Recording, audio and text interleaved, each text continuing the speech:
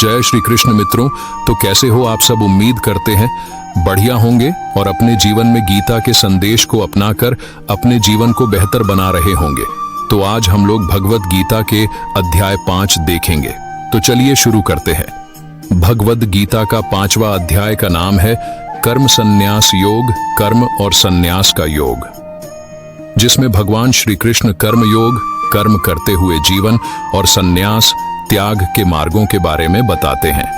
यह अध्याय मुख्य रूप से इस बात पर केंद्रित है कि कर्म करते हुए भी किस तरह से मोक्ष प्राप्त किया जा सकता है और कर्मयोग तथा संन्यास योग के बीच के भेद को समझाया गया है। गीता के 5वां अध्याय का पहला उपदेश, कर्मयोग और संन्यास योग के बीच तुलना। अर्जुन ने श्री कृष्ण से पूछा कि क्या कर्म करना श्रेष्ठ है या संन्यास लेना। श्री कृष्ण ने समझाया कि दोनों ही मार्ग मोक्ष की ओर ले जाते हैं, लेकिन कर्म योग को श्रेष्ठ बताया क्योंकि यह अधिक व्यावहारिक है। जो व्यक्ति कर्म करते हुए भी फल की आसक्ति नहीं रखता, वह भी सन्यासी के समान ही होता है। इसका अर्थ है कर्म का त्याग करने से अच्छा है कि व्यक्ति बिना आसक्ति के कर्म करें। कर्मयोगी अपने कर्तव्यों को ईश्वर को अर्पित करते हुए करता है, जिससे वह बंधन मुक्त रहता है। गीता का दूसरा उपदेश, सच्चा योगी कौन है?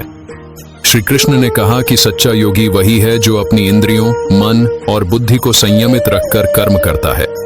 ऐसा व्यक्ति भौतिक सुखों और दुखों से प्रभावित नहीं होता और संभव में रहता है।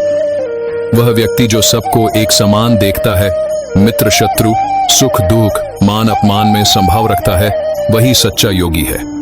अर्थात सच्चा योगी वह है जो कर्म करते हुए भी अपनी इंद्रियों पर नियंत्रण रखता है और हर जीव में भगवान को देखता है। गीता का तीसरा उपदेश, कर्मयोगी की अवस्था। जो व्यक्ति अपने सभी कर्मों का त्याग कर भगवान में मन लगाता है, वह सभी बंधनों से मुक्त हो जाता है। भगवान ने बताया कि एक कर्मयोगी अपने भीतर भगवान की उपस्थिति का अनुभव करता है और अपने शरीर के सारे कार्यों को अपने आप से अलग समझता है। वह अपने आप को केवल एक साधन मानता है और सभी कार्यों को भगवान की इच्छा से होता हुआ देखता है। अर्थात जब व्यक्ति अपनी सभी इच्छाओं और कर्मों का त्याग करके भगवान में समर्पित होता है, तो वह मोक्ष प्राप्त करता है। गीता है चौथा उपदेश, ज्ञानी पुरुष मान की दृष्टि। भगवान श्री कृष्ण कहते हैं कि जो व्यक्ति ज्ञान से युक्त है, वह एक ब्राह्मण, गाय, हाथी, कुत्ते और चांडाल में समानता देखता है। ऐसे ज्ञानी पुरुष के लिए सब जीवात्माएं एक ही हैं और वह किसी में भी भेदभाव नहीं करता। अर्थात ज्ञान का अर्थ है सभी जीवों को एक समान देखना और उनके भीतर ईश्वर की उपस्थिति का अनुभव करना। गीता का 5वां उपदेश, शांति और मुक्ति का मार्ग। श्री कृष्ण ने समझाया कि जब व्यक्ति कामना, मोह और क्रोध से मुक्त हो जाता है, तभी वह शांति प्राप्त करता है।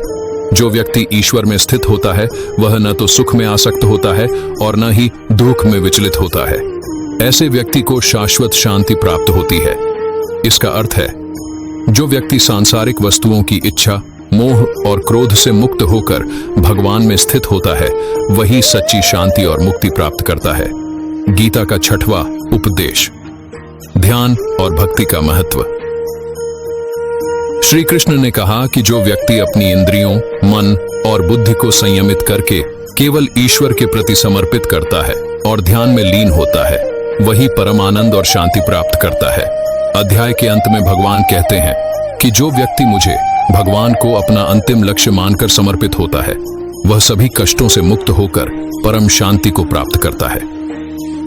अर्थात भगवान की शरण में जाकर सभी कर्मों का फल उन्हें अर्पित कर व्यक्ति परम शांति प्राप्त कर सकता है।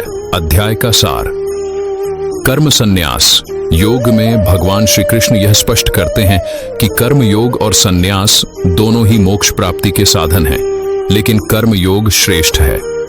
व्यक्ति को अपने सभी कर्मों का त्याग कर भगवान में समर्पित होकर कर्म करना चाहिए। भगवान ने यह भी बताया कि सभी जीवों को समान दृष्टि से देखना चाहिए और भगवान को अपने हर कर्म का अर्पण करना चाहिए। ऐसा करने से व्यक्ति मोक्ष को प्राप्त कर सकता है। तो इस अध्याय से हमें क्या शिक्षा मिलती है?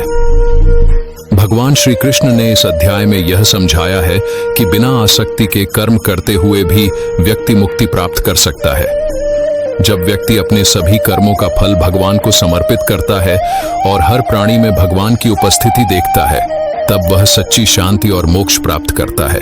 वीडियो पसंद आई हो तो कमेंट में जय श्री कृष्ण जरूर लिखें। धन्यवाद।